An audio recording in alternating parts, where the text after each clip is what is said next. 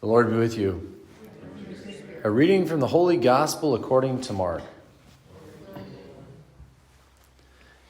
After the 5,000 had eaten and were satisfied, Jesus made his disciples get into the boat and proceed them to the other side toward Bethsaida, while he dismissed the crowd.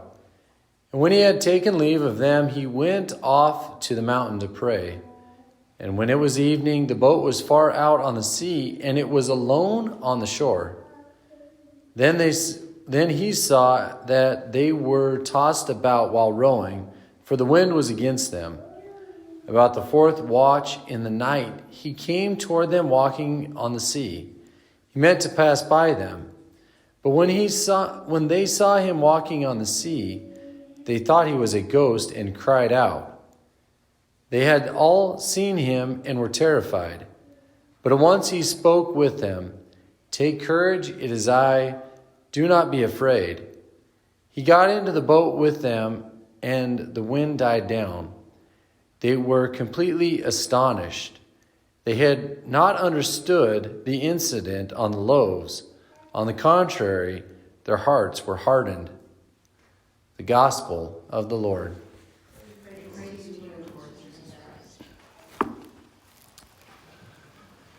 We're all familiar with the old saying that you can't give what you don't have. I think of that in relation to the first reading, and then St. Andre Bessette, who we celebrate today. So St. John in the first reading says, "Beloved, if God so loved us, we also must love one another."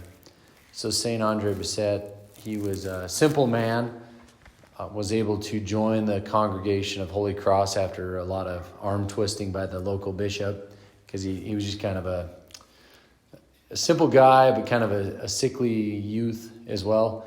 Anyway, so they made him porter, and he said he knocked, the kind of saying that he would say, I knocked on the door of the monastery and never left the door. He was the porter. He opened and closed the door when people would knock on the monastery door and serve them in however he saw fit. But man, he had super success and just ministering to those people with their needs, and just tons of miracles were attributed, well, to God through him. I mean, he was very clear, hey, I didn't heal you, God did. He had a great devotion to St. Joseph. And today in, I guess it's Ontario, no, Quebec, what was I saying over is above New York? Quebec? I think it's Ontario, Canada. But anyway, they have a big old oratory of St. Joseph, they call it, and a big chapel dedicated to St. Joseph that he wanted built in St. Joseph's honor. So anyway, St. Andre Bessette had a lot of success at being a porter at the monastery, because he was able to first acknowledge the love God had for him, and then see and administer that same love to others who came to him. So he knew how much God had loved him, therefore he was able to love his brethren with that same kind of love.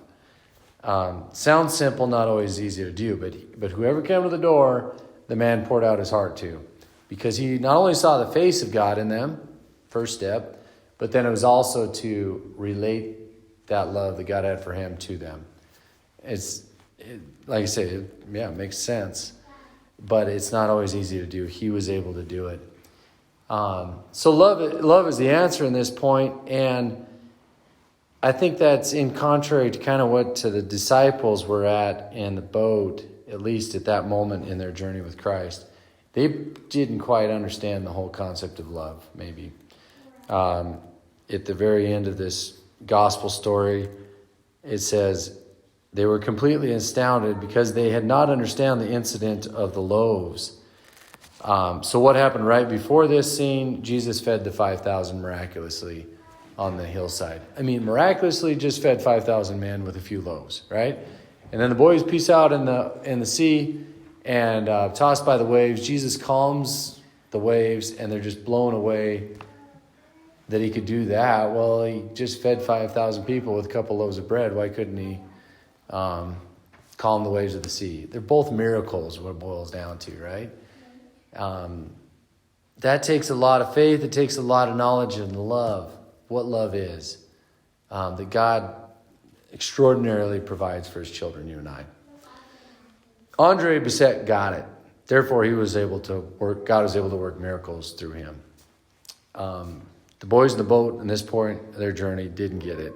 Later, I think they did, because the Lord was able to work miracles through them. Anyway, I think it all just boils down to that first line. Beloved, if God so loved us, we all also must love one another.